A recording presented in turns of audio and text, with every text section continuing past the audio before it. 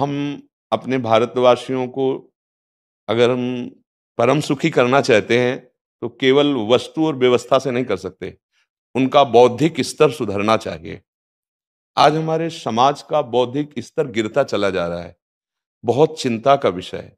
हम सुविधाएं दे देंगे, हम विविध प्रकार की भोग सामग्रियां दे देंगे, लेकिन उनके हृदय की जो मलिनता है, जो हिंसात्मक वृत्ति है, जो अपवित्र बुद्धि है, ये जब तक ठीक नहीं होगी तब तक हमारा देश धार्मिक देश है। हमारे यहाँ धर्म की प्रधानता है। तो इसी बात को बार बार हम सबसे निवेदन करते हैं कि ये जो हमारी नई पीढ़ी है, इसी से हमारे राष्ट्र की रक्षा करने वाले प्रकट होते हैं।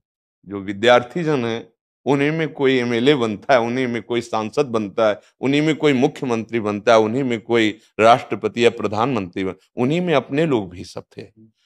अब हमारी शिक्षा केवल आधुनिकता का स्वरूप लेती जाए और व्यभिचार प्रवृत्ति, व्यसन प्रवृत्ति, हिंसा प्रवृत्ति, ये नई पीढ़ी में देखकर बहुत असंतोष हृदय में होता है। इसीलिए कितनी भी शरीर में पीड़ा हो, हम प्रयास करते हैं जितने से जितने सामने हमारे भगवत स्वरूप जन आते हैं, पहले बुद्धि शुद्ध होनी चाहिए। मय्ये वो मन आदत्स्व मयि बुद्धिम निवेश है, तो निवशिष्यति मय्ये व अत ऊर्ध्वम न संशया, तू मेरे में ही निवास करेगा, अर्थात भगवदानंद में। अविनाशी जीव कभी भोग विलास में तृप्त हो ही नहीं सकता। हम अगर अपने राष्ट्र की विशेष सेवा, तो हमारे धर्म का परिचय, जैसे आप जन करते हैं, धर्म का हमारा क्या स्वरूप है, हमारे जीवन का लक्ष्य क्या है। हमें जितना राम जी प्रिय हैं, कृष्ण जी प्रिय हैं, उतने ही भारत देश हमारे लिए प्रिय है। जैसे राम भक्त, कृष्ण भक्त, वैसे ही हमारे भारत देश का हर जन जन हमारा आदरणीय और पूजनीय। पर अब जो मानसिकताएं बन रही हैं, वो हमारे धर्म और हमारे देश के लिए लाभदायक नहीं होंगी। व्यसन का इतना बढ़ता स्वरूप, व्यभिचार का इतना बढ़ता स्वरूप, हिंसा का इतना बढ़ता स्वरूप, ये बहुत ही विपत्तिजनक है। अगर ये बढ़ता रहा तो हम विविध प्रकार की सुख सुविधाएं देने पर भी अपने देशवासियों को सुखी नहीं कर पाएंगे, क्योंकि सुख का स्वरूप विचार से होता है। सुख और दुख की स्थिति सत्य नहीं है, आगमा पाइनो अनित्यास, लेकिन हमारा विचार, और विचार हमारा गंदा हो रहा है। बस हमारा उद्देश्य यही है कि हमारे देशवासियों का विचार शुद्ध होना चाहिए।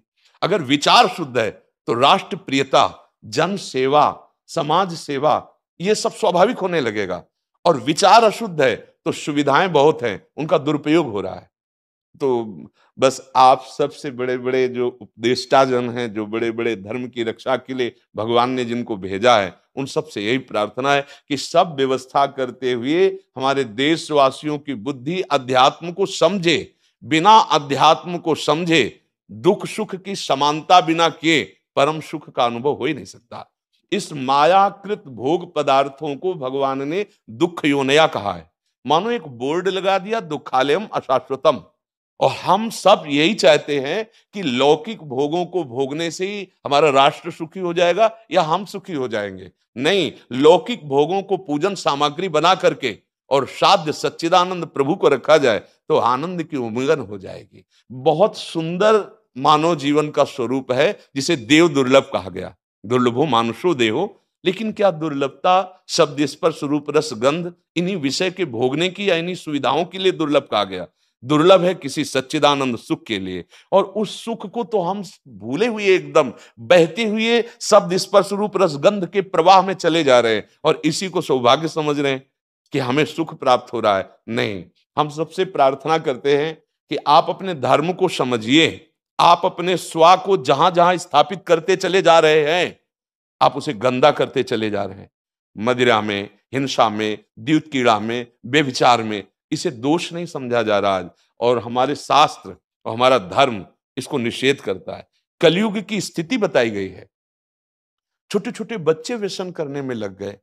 आज स्कूली विद्यार्थी जिनको ब्रह्मचर्य से पुष्ट होना चाहिए, वो ब्रह्मचर्य नष्ट कर रहे हैं। ये बड़ा चिंता का विषय है। हमारे देश के लिए जो जवान चाहिए, हमारे देश के लिए जो भक्ति चाहिए, उसमें बुद्धि और शरीर बल दोनों होना चाहिए। शरीर बल क्षीण हो रहा है क्योंकि व्यभिचार प्रवृत्ति में बहुत कमजोर अवस्था में, जैसे गेहूं की फसल है और गलेथ में काट ली जाए, तो न दाना मिलेगा न सही भूस मिलेगा। ऐसे ही 20 वर्ष की अवस्था तक यदि ब्रह्मचर्य नष्ट कर दिया जाए तो वो गृहस्थ के योग्य में नहीं रह सकता। राष्ट्र सेवा की क्या बात है। हमारे राष्ट्र सेवा के लिए बहुत विशाल हृदय की आवश्यकता है। हमारे शरीर को बहुत स्वस्थ रखने की आवश्यकता है, तभी हम समाज सेवा, राष्ट्र सेवा। तो शरीर और बुद्धि दोनों का स्वस्थ होना बहुत आवश्यक है। तो शरीर को तो नष्ट किया जा रहा है विषय भोगों में। लोग समझने लगे हैं कि मांस खाने से हमारा स्वास्थ्य अच्छा रहेगा, हम बलवान बनेंगे। अध्यात्म बल नहीं तो तेरे शरीर की चर्बी बढ़ा ले, लेकिन तू न काम पर विजय प्राप्त कर सकता, न क्रोध पर, न लोभ पर, न मोह पर, न हिंसा पर। फिर क्या जीवन। तो इसीलिए हमारा बार बार हृदय में सबसे प्रार्थना है, जिस संत भगवान भी आते हैं, ये देखो इस समय आवश्यकता विचार शुद्ध करने की है, आहार शुद्ध करने की है, आचरण शुद्ध करने की है। हमारे देश ने चरित्र की पूजा की है। रावण किसी बात में कम नहीं था। आज भी कोई शिव अगर अभिषेक होता है तो तांडव स्तोत्र उसी का गाया जाता है। जटाटवी गलत ज्वल प्रवाह पावित स्थले। ऐसा विद्वान और ऐसा बलवान जो 20 बार जैसे झूला आराध्य देव को झुलाया जाए, ऐसे महादेव सहित पार्वती को बाजुओं पे झुलाया, वो महाबली चरित्रहीन हो गया तो अपने देशवासियों ने राक्षस कह दिया उसको। चरित्र, आज हम चरित्र पर ध्यान ही नहीं दे रहे। चरित्र बेचना मतलब कोई समझ में नहीं आ रहा। छोटे छोटे बच्चे चरित्रहीन हो रहे हैं। हमारा राष्ट्र संकट में पड़ जाएगा अगर हमारे बच्चे व्यवस्थित नहीं हुए, उनकी बुद्धि शुद्ध नहीं हुई, उनका स्वास्थ्य ठीक नहीं रहा। कौन आगे चल कर के है? यही पीढ़ी तो है ना, इन्हीं में से तो निकलते हैं हमारे राष्ट्र भक्त, भगवत भक्त, देश सेवी। तो सबसे यही प्रार्थना है कि हमारे नई पीढ़ी को सुधारा जाए।